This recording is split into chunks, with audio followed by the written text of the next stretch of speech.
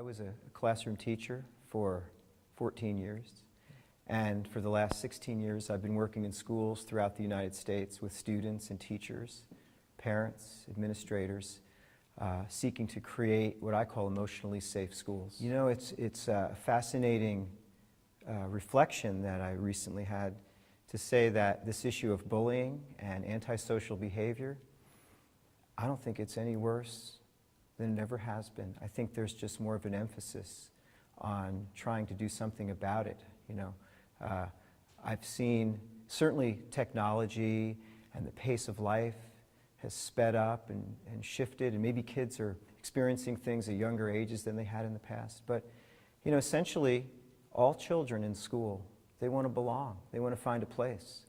And that need for belonging drives all of the choices and all of their behaviors.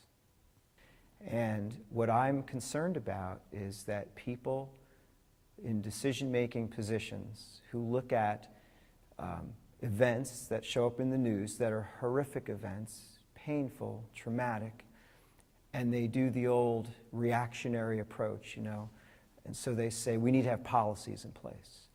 And those policies are often framed as anti-bullying, anti-anti. And to me, you can't change something by anti-approaches. It really needs to be seen as, what can we do, we meaning the adults, who impact the lives of the kids?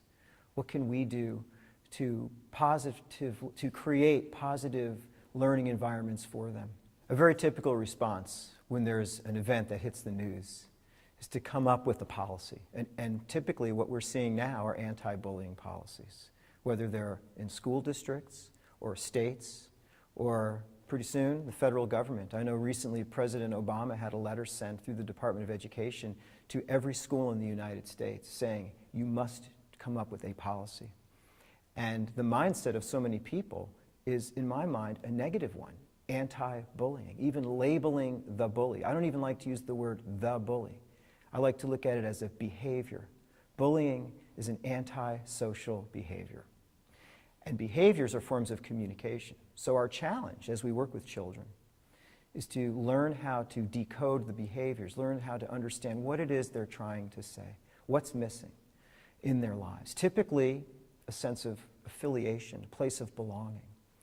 And the work that I do with schools, which I believe is most effective, is to look at it through the lens of pro-social skills, to have the skills we all need to manage the challenges we face in our lives. We will inevitably run into difficult life situations, whether they're interactions with people, driving on the highway, which I often do, and someone cuts me off. You know, how do I manage that situation? Or moving from a middle school to a high school. That's a difficult life situation.